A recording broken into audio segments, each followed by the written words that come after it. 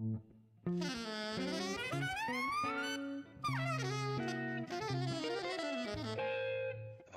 Jazz.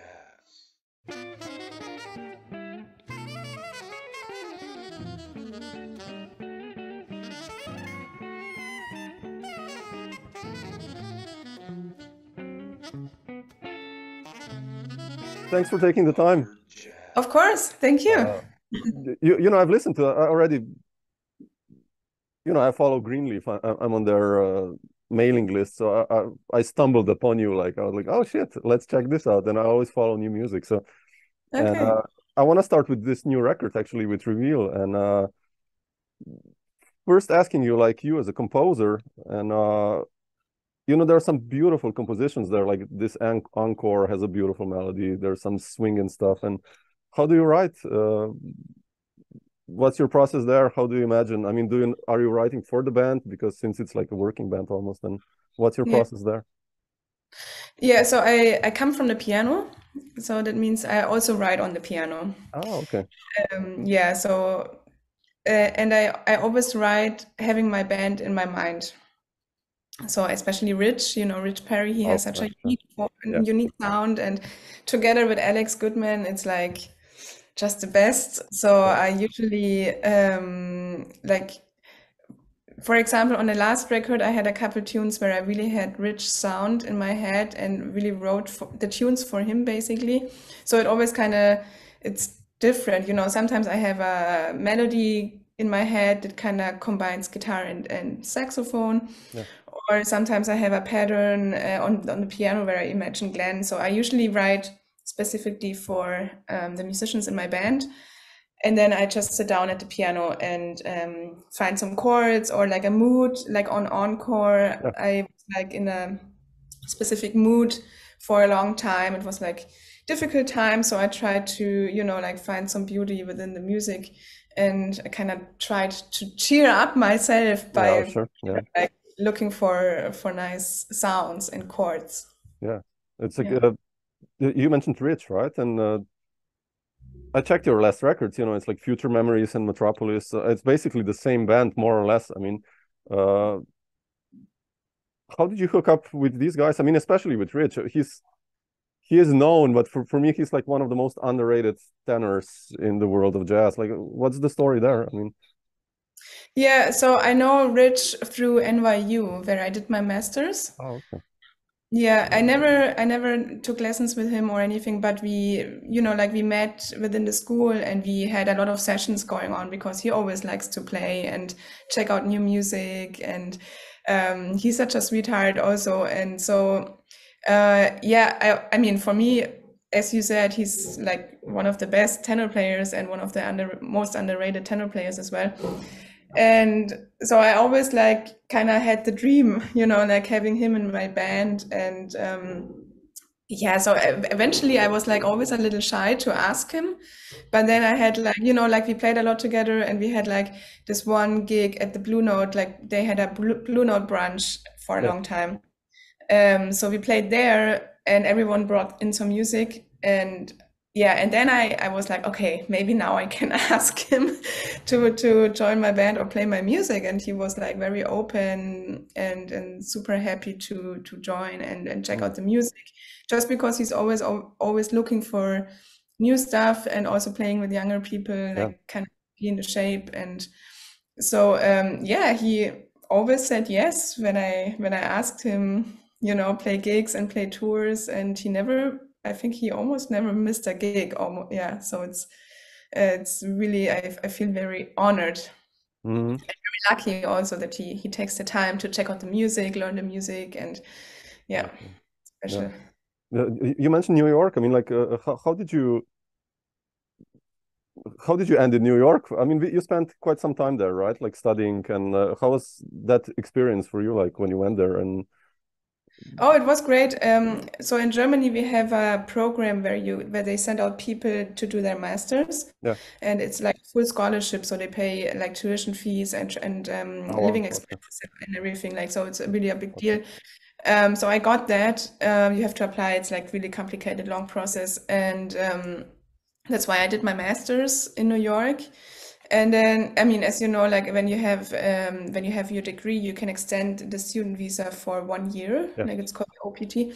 So I did that, and then and then things started to happen, and I was just feeling okay. I just want to try to survive in New York, and also try to apply for the O1 visa, which I knew that it's not super easy to get.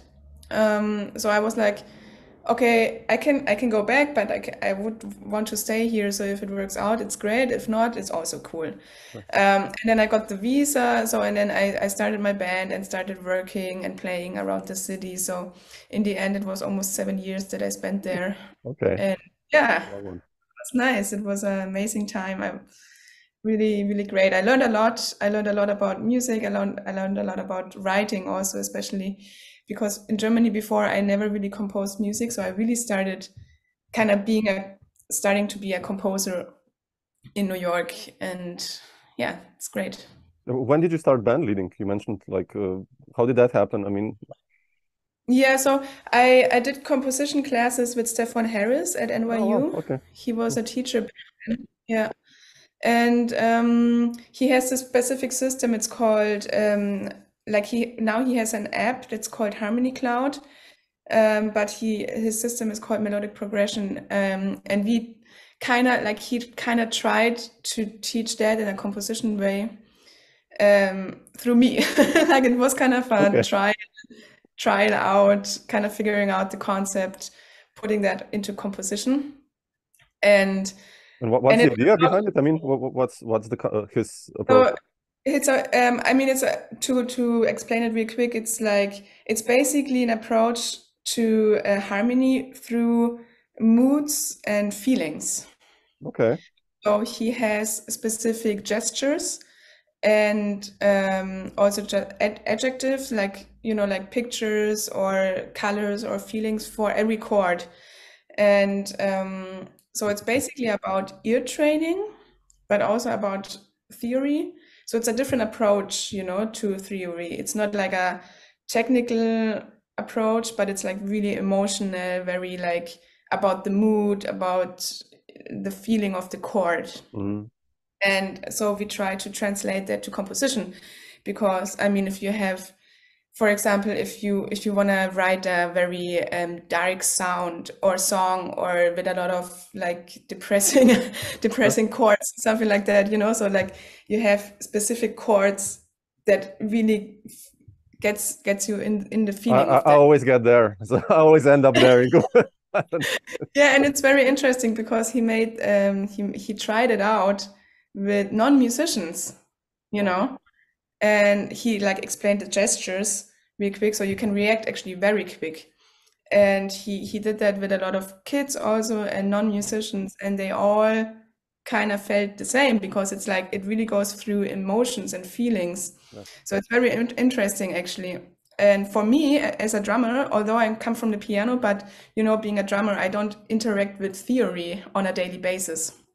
So for me, composition and theory, it was always kind of a weird relationship that I didn't really get, just because I don't like deal with it on a daily basis. So coming with this approach, with these emotions, it totally made sense for me all of a sudden. And so we started working on different compositions, and he was like, oh man, like for you or for drummers especially, this works like perfect. And he was so into my music that he was like, okay, so by the end of your studies, at the end of your second semester, you have to get a band together, you have to record your music, you have to make a concert and all that. And it was really stressful, and he put a lot of pressure on me, but at the end I did it. And then, I saw what the result was just by doing it for basically 1 year, just like writing a lot of music for the first time. And that kind of also gave me the like the, how do you say, like the evidence, like the support in keeping it going. So I really started the band in 2014 already. Wow, okay. Yeah, and then I did a lot of shows and tried out different people, and we had a lot of concerts. And then at the end, I kind of decided like 3 years later, or like 2017, something like that, to get a fixed band together and to record finally. Yeah. Was it heavy for you in the beginning, becoming a band leader? I mean, having presenting your lead sheets and stuff like that. I mean, what was your Oh experience yeah, band leading? yeah, for sure. I mean, I learned a lot. It was a totally different world for me because being a drummer, you're always a Yeah. sideman basically or a sidewoman. So for me, it was something totally new. That's why it took a while to really have to just have the confidence Oh, of yeah, like sure. releasing your debut album because it's kind of a big deal. Yeah, it is. Yeah. So it took a while. Yeah. Did you?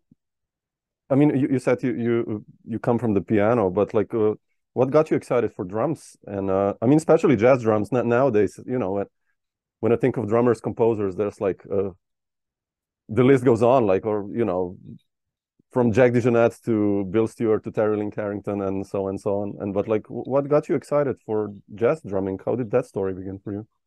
So I come from the classical piano and I did a lot of competitions and stuff like that. And I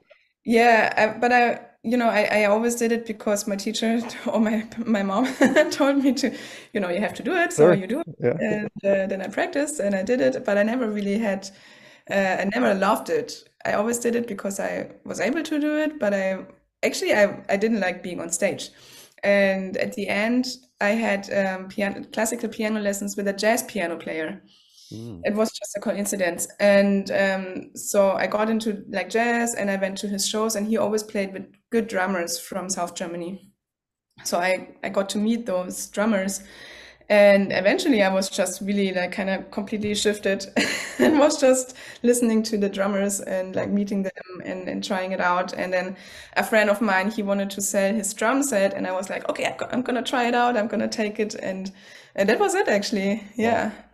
And did you then start transcribing drums, or like, how did you learn? Like, or In the beginning I taught myself and I yeah. transcribed a lot and then I Okay. joined really quickly. We had a big band in my school, so I joined that and the teacher there, he was very supportive. So I kind of transcribed everything because I knew how to read music really well just from the piano. So it was kind of easy for me to have this approach, transcribing and then reading. Yeah. Um, and then I took drum lessons and got really into it and into jazz immediately, just because Mm. of the big band, I guess, and because of my piano teacher. Interesting. Who were like the guys you transcribed or listened to? I mean, like, let's say your heroes, well, if you want to put it, I mean, like, the people you dug. Oh yeah, I mean I always transcribe Bill Stewart a lot. Really? Oh, okay. Yeah, Bill Stewart I love and Elvin Jones. Okay. Sure. Yeah, these are the masters. Yeah, these are my two favorites. Yeah, I'd say I love these guys. I mean, Bill is so recognizable. I've been listening, like, Yeah. I went back to listen to all his records again, like, and I was like, man, such a player. Just like Yeah. he plays the cymbal like twice, and it's like, oh, that's Bill Stewart. That's Yeah. incredible. Yeah. Yeah, beautiful. I also read you attended Banff, hmm and I've done these interviews now with musicians who are like now in their 60s or 50s, and everyone was like, especially Banff in the 80s. There was Steve Coleman and Kenny Wheeler and Dave Holland and all those guys, and it was such a formative experience for them. And I wanted to ask you, what was your experience for that? If it was also so mind blowing, like for everyone else. I mean, I mean, it was great. It was amazing. I wouldn't say it was like super mind blowing, just okay, because maybe I was attending it at a period of time where I already kind of was looking for something specific, and I feel like with Banff you have so much input, yeah, and maybe if you're a little younger or something like that, then it's really mind blowing just because of the input. But for me, I mean, like connections that like people that I met there, I'm still in touch with them today, mm, and they are all spread out all over the world. So it's like really deep connections that you make because you're in this little yeah. area for such a long time and everything is so intense. So that was very special, and I won't forget. I mean, I spent my 30th birthday there, so Oh, it's okay. kind of a cool event to memorize or like to remember. And yeah, and my teachers were like Taishon Sori was there, and I eventually see him again, so that's very nice. And Vijay Iyer, he was back then leading the whole thing. Mm, And Linda O, she was Oh yeah, there. those I players. see her now and then, which is really nice. Yeah. How was it? I played with Tyshawn like in Wow. 2003. We did a record, right? It was one of his first European tours, and I wrote like this, 7-page odd meter compositions, like 10 or 12 tunes, and he memorized everything after the first gig. Played like everything Amazing. over it. Like, how was your experience? I mean, with Tyshawn? I mean, what did you?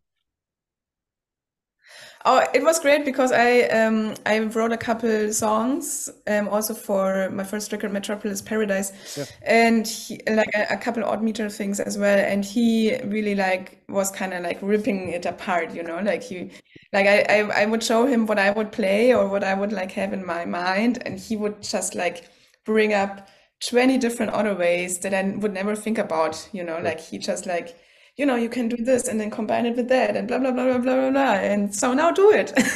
And I was like, okay. So it opened up a lot of possibilities and ideas, actually. Yeah. No, he's crazy. He's really like, it's incredible. Just, Yeah.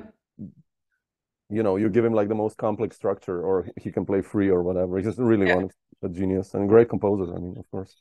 Oh, yeah. He's Fantastic. amazing. Yeah. Yeah.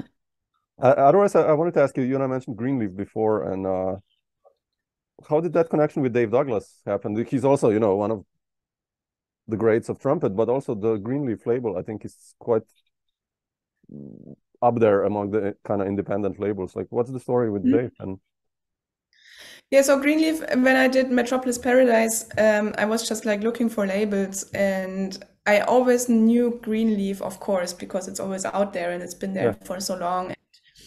I knew it, and I was like, oh man, this would be like so amazing, but it's never gonna happen, especially for my first album.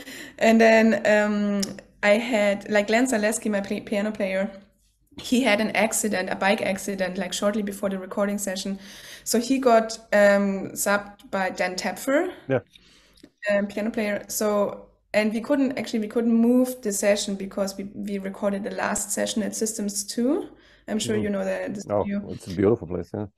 Used to Yeah, be, and I actually. was, yeah, it closed actually after our session. Oh, So I was, shit. I was, when Glenn called, he was like, "Oh, I broke my elbow. I can't play the recording session next week." I was like, "Okay, just gonna reschedule it. Fine." Then I called Systems 2, and they said, "No, we are actually closing after you." I'm like, "Okay, what am I gonna do?" So I was looking for a new piano player for the session, and then Tepfer, he was available, thankfully. So after that, I was talking to him, and he also recommended Greenleaf, and he said like he knows Dave. He can like like tell him about the record and then give him his number and something like that. So I sent him the record and contacted him, and yeah, and then that was it. Then we met in New York at his place upstate, and he was very into the music, and yeah, I was very, very happy that he was willing to listen to my to my music that he never knew before. And he's very open also to new people and music that he likes, actually. Yeah. Was that a big push, like for you to be on Greenleaf? I mean, like especially gigging wise. I mean, Yeah. Oh yeah, because the label is quite known, especially in the US, but also in Europe actually. So I think it helped a lot. Yeah. When did you move back to Cologne? I mean, or are you kind of in between now? Like, and Well, I'm kind of in between. Yeah, I moved to Cologne in 2019. Okay. And I moved to New York in 2012. So I had like a transition period, like 18, 19, something like that. But I still have a visa. So I go back and forth, and my band is obviously there. So when I go there, so now the last record we recorded in June in the US, and we just had our release gig at the Jazz Gallery in November. And then they came here for a tour. So usually I try to combine like some gigs in the US and then having a tour in Germany, Switzerland. And since my band is still there, I like really try to keep the contact and to be present there as much as possible. Yeah. Like, how is, I mean, Cologne is quite big, obviously, in Germany, jazz-wise. But what's your view on the scene in Germany nowadays? I mean, especially, I mean, I guess, are you booking your own gigs otherwise, or? Like Mhm. I've been doing that for 20 years as well. So like what's your view on that and the German jazz scene, I mean, currently? I think it gets a little harder now just because money is like Yeah. disappearing Yeah, is it's yeah, everywhere. So yeah, but I think I so far I got very lucky. I mean, people like the music and yeah, maybe also just because it's a little special having like me being a German, but also bringing you Americans here, and Rich, of course, like he's not really known, or like you can't really have him in like small group or listening to him in small group settings. yeah, that's true. Usually Yeah. when he's here, he's like here with Maria Schneider or with a big band or whatever. But so I guess that's like a little special. Sometimes it gets really hard having a quintet. So Yeah. that's tough. You know, like sometimes yeah, this time I had the first time I had funding for this tour, and we have our next tour is coming up in April. Oh, okay. So yeah, I'm just, I'm from South Germany. I played in Germany a lot before New York, but also always kept the contact while living in New York. And I teach in Zurich in Switzerland, so I have Okay. connection to Switzerland. Um, so I feel like just by doing it over and over again over the years, like you have your contacts and you know the people. So yeah, of course, always it's hard, but so far I guess I got lucky to be able to do that. When did you do your first tour, by the way, as a band leader? We did our first tour, Like European, I mean, yeah, I think that was 2018. okay. How was that like for you going on the road with a quintet and leading a band? I mean, It was crazy. I had to learn so much because I mean it's like a totally different job, of yeah, course. sure. I was like, okay, I thought I'm a musician, but then, doing that, I was like, okay, I'm like, this is my first semester kind of starting as a Yeah, band leader, a musician. So it's a totally different world. So that was quite hard. But also my band members, they are pretty chill and very easygoing. So I was really lucky to have them, I mean, for them, it was just exciting being in Europe and sure. being in Yeah, Germany and seeing different places. So at least I got that. And then I tried to figure it out. And it's like learning by doing, honestly. yeah, right. I Yeah. don't think you can really teach that. It's like having experiences and yeah, and also doing mistakes and learning out of mistakes and just like keep going, really. Yeah, I know. Never. It's I did a tour last year with Bob Moses, drummer, and Ariel Wow. Anderson, and you know those guys. They've been doing that like for what 55 years, something like that. And then you're like a youngster kind of there, and seeing these guys still so full of energy. And but what I wanted to ask you is like, how do you stay fresh on a tour? Let's say you have a 10-day tour, and do you have like a routine or like not to, when you play a seventh gig, how do you reinvent yourself? Let's say, I mean, I have sometimes problems with that, like playing. Yeah. Yeah, I know what you mean. I too. I have the same problems. I How do you think deal with everyone that? I mean, does. Yeah, sometimes we talk about it, like we talk about maybe like switching also the set. yeah, This oh yeah, tour actually we didn't switch the set at all. But by the end you can tell, like also we had two subs at the end of the tour on piano. So that was actually tiring because we had to kind of rehearse oh yeah, the music because of the sub, but all like the other ones, we all played the music already for 8 shows. sure. So that was pretty tough, actually, to be honest. I didn't think about that before. And Alex, my guitar player, he's really good in like, it's amazing. I don't know how he does it, but he always plays different. Even if we have 10 gigs in a row, That's nice. you never hear the same solo. So I always try to follow him Yeah, that's and get inspired by the other ones. Yeah, I that's mean it's always a challenge, of course. I don't have a recipe or anything like that. I just try to sleep as much as possible because I can tell that when I'm tired, that I don't get inspired easily, obviously. So I try to kind of save my energy yeah. And we are doing the tours now by train, which helps a lot Okay. because the Most first tour, house, yeah, that's yeah. yeah, the first 2 tours actually we did by car, and then also I had to drive, of course, Oh, I'm the because same. Okay, yeah, shit, yeah, that's so heavy. Yeah, and that was kind of destroying me. Yeah. yeah. How do you do it? Do you Oh, have any? no, I do it on my own, and I also rent a van, and I mean, I got used to it. I've been doing that now for 20 years, but still, it's so tiring sometimes. Just, well, you're a band leader, so you kind of have to take care of the kids in the band. Like, so dinner then, sound check there. Yeah, Then usually you have to sell the CDs as well, and exactly. Yeah, talk to the promoter, talk to people. yeah, It's so much. In the end, I'm just like boing, sleeping yeah, like a baby. yeah, But yeah. it's a lot. Yeah, it gets. Sometimes you're like, shit, do I need that? But then in the end, you're like, yeah, I love it still. It's like an addiction. Exactly. I don't know. Yeah, that's what I think sometimes too. I always think like at the end, I'm like, okay, why do I do that? But then I keep going for some Yeah, reason. Yeah, yeah, yeah, it's still fun. And it's like you said, for me, it's like a learning experience. It's like a university. Just yeah. I remember I did one tour with Tony Malaby, Wow. and we played like a first gig, and it was an amazing gig, right? We went into the zones and blah, blah, blah. And then we played the second gig, and we started the gig with the same tune as last night. And I go into the same zone as yesterday, Hmm. and I'm playing and kind of recreating, and like 2 minutes with a drummer. We were in trio, no Tony, right? And I was like, shit, what's happening? Something is wrong.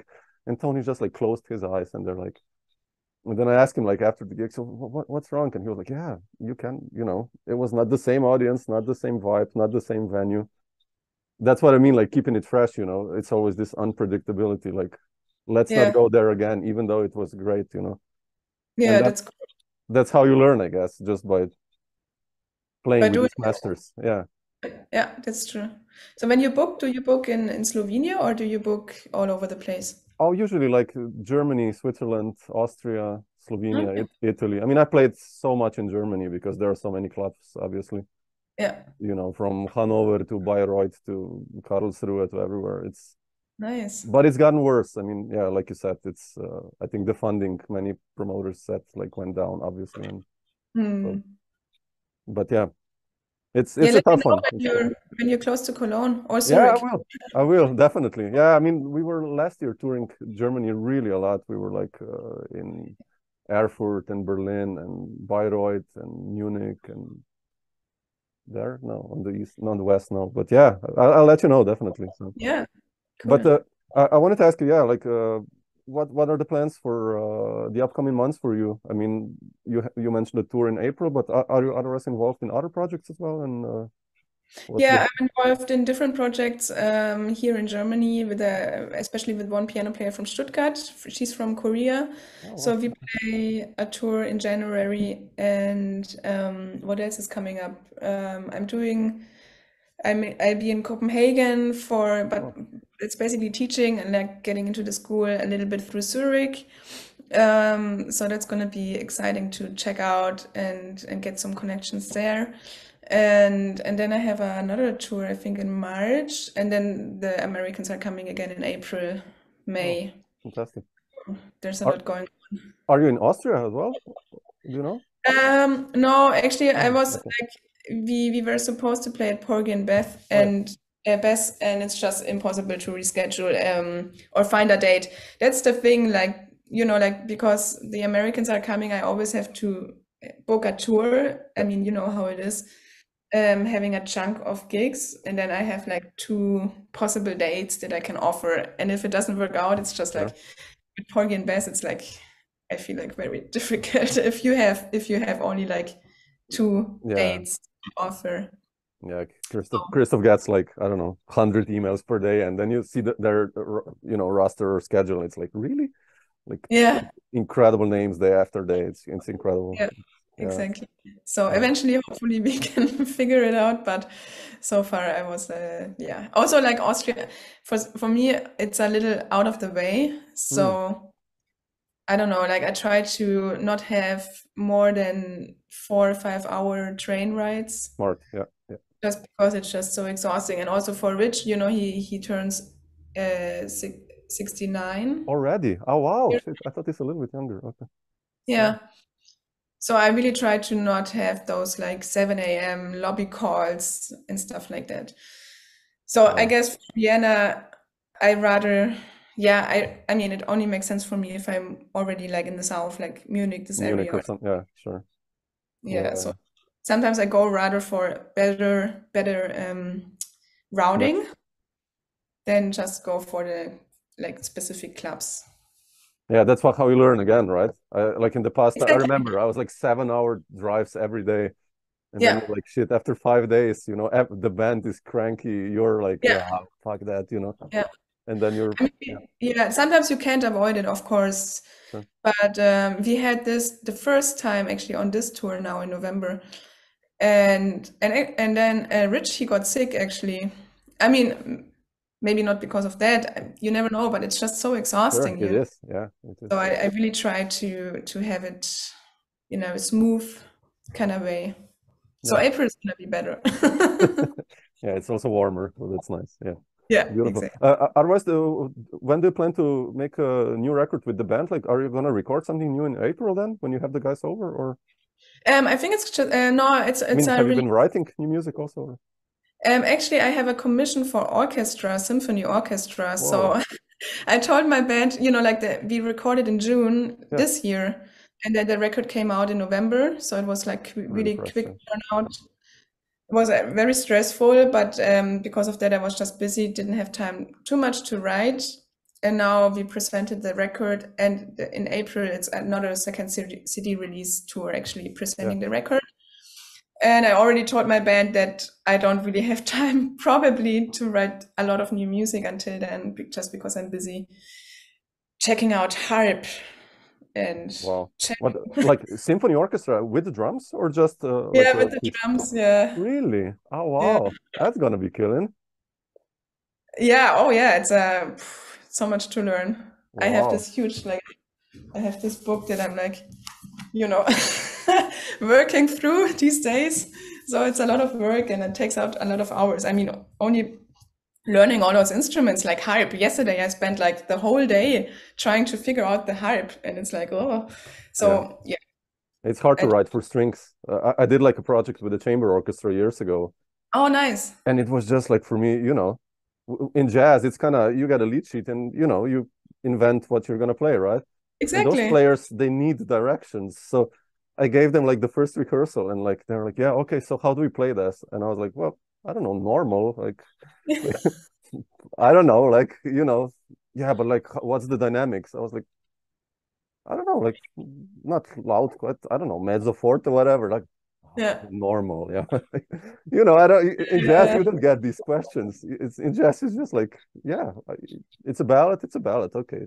You exactly know. And then you figure out your way to play it, and it's like, and I was also like with the harp, it's like you have to tell him what pedal to put down, and that's, you know, yeah, but if you see the note, it should be clear what pedal you have to put down, you know, like figure it out yourself. But no, you have to be very specific. Yeah. Also with the drums, I think you should be careful, like, because the strings tend to go all the time pulling back, right? Mm-hmm. I mean, if you're gonna have a conductor, that's really cool. Otherwise, it gets really tricky. So. Oh yeah, I just started, so I have no idea what I'm doing. Yeah, no, it's gonna be fun. You'll love it. It's a nice sound. So beautiful. Cool. Mareike, I'll leave you a nice, what is today? Friday morning. So Friday morning. Yeah, you too. Thanks for taking some, you know, time to share some of your thoughts. And of course. Thank you for setting it up. Yeah, and